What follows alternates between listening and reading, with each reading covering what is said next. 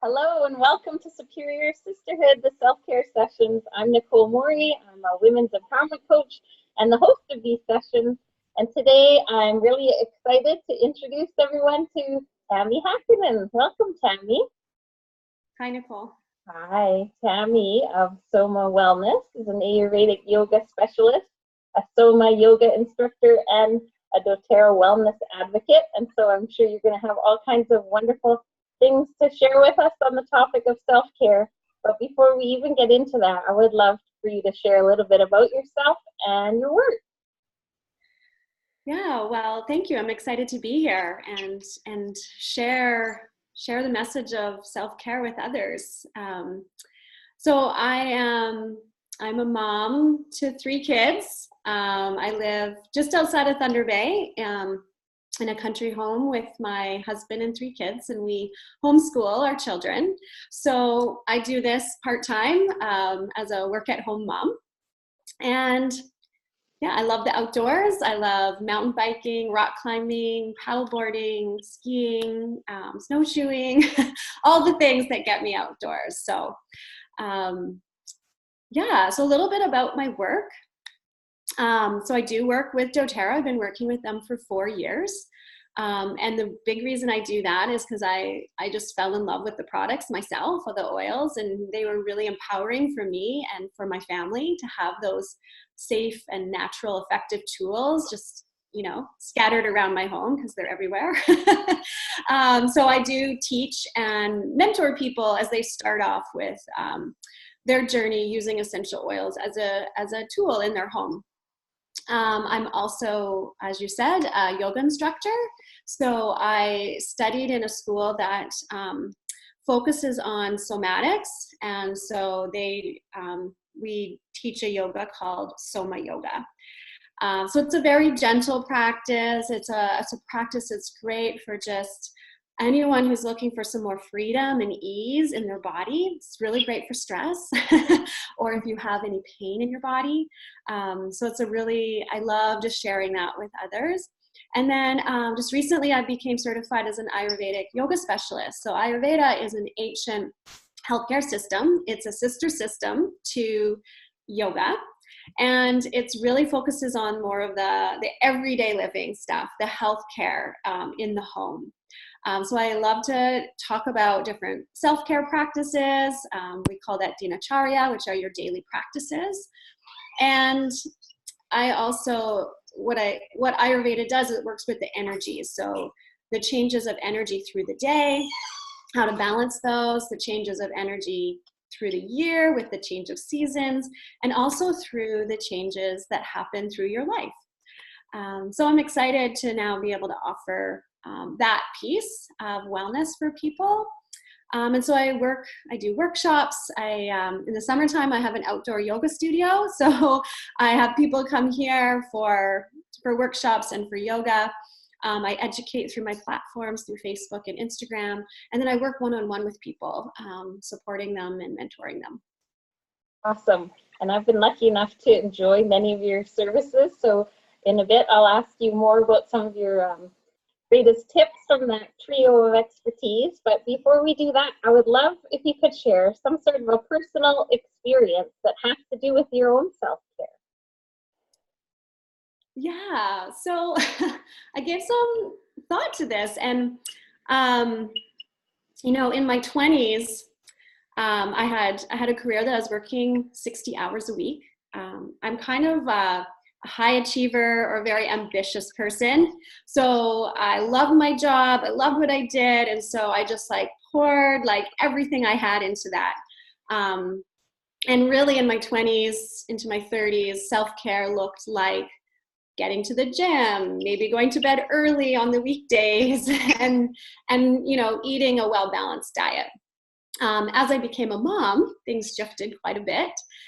Because, I was working 60 hours, but now I had this little infant who needed me around the clock. So self-care shifted to be being able to shower for 10 minutes with no one knocking on the door. Or once in a while escaping with my girlfriends, to enjoy some wine and some food. So I'm just such an energetic person that I didn't really know how to slow down. And I didn't realize that I needed that either. And now I know, after going to yoga school, I realized how important it is to slow down. And in fact, my first couple classes I took of Soma yoga, I was just like, what is this? What is this? Where I'm like laying down and I'm doing some subtle, small movements and breathing and listening to those small cues in my body. I was so used to like going to yoga and doing like a hot, fast, sweaty yoga, because I wanted to move and I had a lot of energy. So that was kind of the shift for me, is going to yoga school, someone having to teach me the importance of slowing down and show me in my body that a different way of living, and a way that is more balanced, in a way that I'm caring for those subtle needs of my body and my mind, teaching me to slow down, create space and time for myself. So Yeah, so much. Now I'm in my 40s, and now like self-care looks so different, and I'm excited to have to slow down and have these tools to really manage stress that we have day to day. Yeah, so let's get into that. Like, what are your top tools that you support women in practice? Top tools. Well, I have 3 recommendations. Yeah, that'd be great. So my first recommendation is for people to breathe. And that might sound, so simple, but a lot of us are not breathing, or we're breathing like really high in the chest, or some of us reverse breathe. Some of us don't breathe. Some of us actually hold our breath. Some of us are just breathing really shallow, or just getting a little bit in just to keep us maintained. So I always teach people how to breathe better, or at least a breath that will help reset their nervous system so that they can calm down. So a lot of, in my yoga classes, we'll put a sandbag on our diaphragm. It really helps open and help strengthen that diaphragmatic breath. And then people start noticing, as they practice that more, that they're naturally breathing into their belly, which is what a baby does, right? You're holding a baby, their belly is just going in and out, right? Mm-hmm. And as we get older and stress creeps in, and we're at a typewriter, or we have tension, and we start to breathe differently. So it's really simple. I thought I would just take a minute to just teach people belly breath. Oh, that'd be great. So I like to do this laying flat out on my back, like on the floor, on your yoga mat, on your bed. You can do this easily before bedtime, especially if you can't fall asleep. But you can also just sit in a chair, making sure that you're sitting upright, your spine is nice and neutral. Your head is kind of floating on top of your spine. You don't want it rigid or tense. I like to just put my hands on my lap and root through my feet into the ground. And so you can take your pinky and put it in your belly button, and your hand will lay flat. That's your diaphragm. So as you breathe in, you want to fill that area with breath. So as if that diaphragm was a balloon. So filling it fill with air. And then as you release that air, allowing that balloon to deflate. Again, inhale. Filling the diaphragm. And now when you exhale, try to elongate the breath. Just a little bit. And again, inhale. And you can even count as you inhale. 1, 2, 3, however long it takes. And as you exhale, try to elongate that. So 1, 2, 3, maybe you get 4 or 5 counts. So that's we call that the 2-to-1 breath. It's really helpful in calming the body. So number 1 is to breathe. If you're ever stressed, just stop, close your eyes, and just breathe a few breaths. Number 2 is taking that breath to the next step. So just taking that breath. So what I'll do is I'll do a few breaths, and then I'll just ask myself, what do I need? So that's I do like a body scan. So I might notice, oh, my shoulder feels a little tense or sore. Or I might feel, oh, my thoughts are really scattered right now. Or maybe I feel a little scratchy in my throat, or my lower back hurts, or whatever. So take a scan. What do I need? And then I just recommend people take care of themselves. So too often we just are like, oh, the shoulder hurts. And like, we just go on and on and on with our day, and we don't stop to do something about it, which is why I love the oils, because there's an oil for everything. So, you know, if your shoulder hurts, there's something you can do to care and love for that shoulder. And even the act of caring for that shoulder is amazing for your well-being. So I love to take some oils and massage them into any area that has tension, or maybe you need a bath. Maybe you need some subtle exercises to open up some areas of your body. If your mind's really all over the place, maybe you need to look at your schedule and say like, okay, there's like 10 things on my list today. Can I just pick 3? So doing something about it. So just slowing down, taking notice, and doing something to care for yourself. And the third thing, this will be an Ayurvedic thing, is to give yourself a luxurious foot rub at bedtime. So in Ayurveda, we actually do full body massages, oil massages, which are amazing. But that might just be high load for some people who are new, especially to self-care. But just you can use coconut oil, especially like as the weather is warmer. Coconut oil is cooling. You could use sesame oil, like a raw sesame oil, almond oil. And just giving yourself a really nice foot massage. I really like to knead all of the tension out of my foot, pull my toes apart. I love to add essential oils like lavender or cedarwood at bedtime. It's really a grounding practice, and it brings moisture to your feet. And energetically speaking, there's a lot of energy through walking and doing things with our hands. So I also will massage my hands when I do that as well. So good. Is it bedtime yet? I want to go give myself a foot massage. But, you know, it's often the most simple practices that have the largest effect, and yet, like, they are so easy to forget about, you know, to push aside. So I love that you reminded us of that. And I'm curious, when it comes to self-care, do you notice any underlying themes that come up with the people that you work with, or even like longer term strategies around the issue of self-care?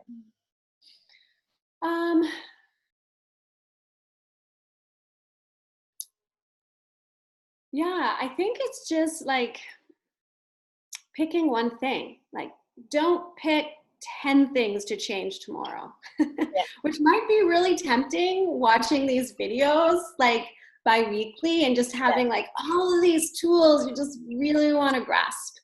But just like, you know, like maybe you listen to this and you're just like, okay, I'm gonna try the foot massage, even like 3 nights, and just see how it goes.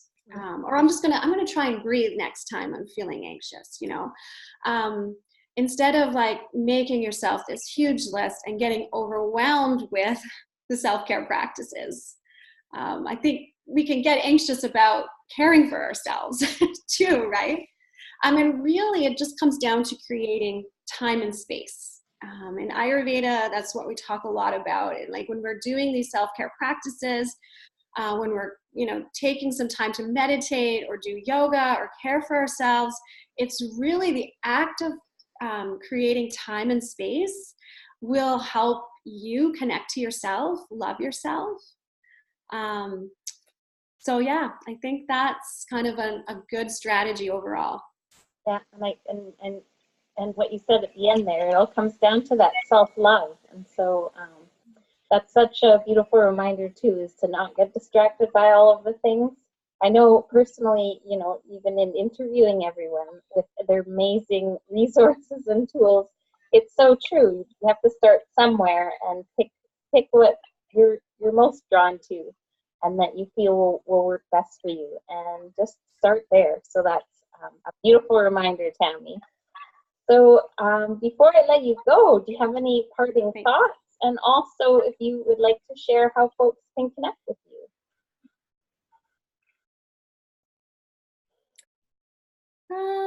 Yeah, I think just in closing thought is, I think one of your pre-questions was like the deeper issue. Yeah. And I really feel it's slowing down. It's slowing down, creating that time and space to connect with yourself. And then also, I've been doing a lot of research on attachment theory. I used attachment-based parenting, but now there's studies are all coming out. You know, having that attachment to other humans, like your partner or a close friend or your own adult parent or a sibling. And really it's again just making space and time for that other individual so that you can have a connection there to form that attachment. And they're showing how amazing it is for lots of healing. But I think when we're connecting with ourselves, we're healing. When we're connecting with others, we're healing. So I just wanted to put that out there. And when we're going so fast, we don't have time to stop and notice those small things. And those small things add up to big things. So if we can slow down and learn how to just care for those subtle things in our body, the subtle layers of the body and the mind, it's going to help us overall as we get older, right? So how you can contact me.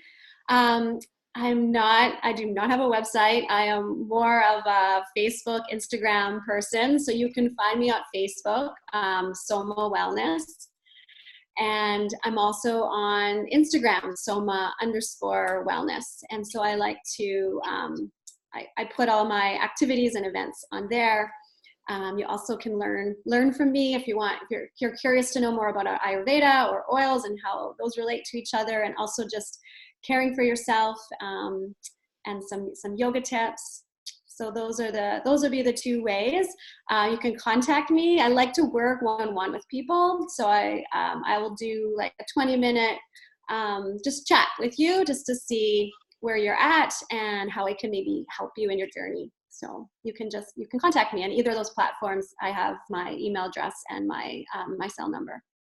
Amazing, Tammy. Thank you. That's fantastic. And just in your being here and sharing your wisdom, that's helping with the connection that you just referenced. And I'm just so happy to have the chance to talk with you. And so thank you. And on behalf of Tammy and myself, I want to thank everybody for watching. And we're cheering you on as you head out there and you take really great care of you. Thanks again. Bye for now. Bye. Thanks, Nicole.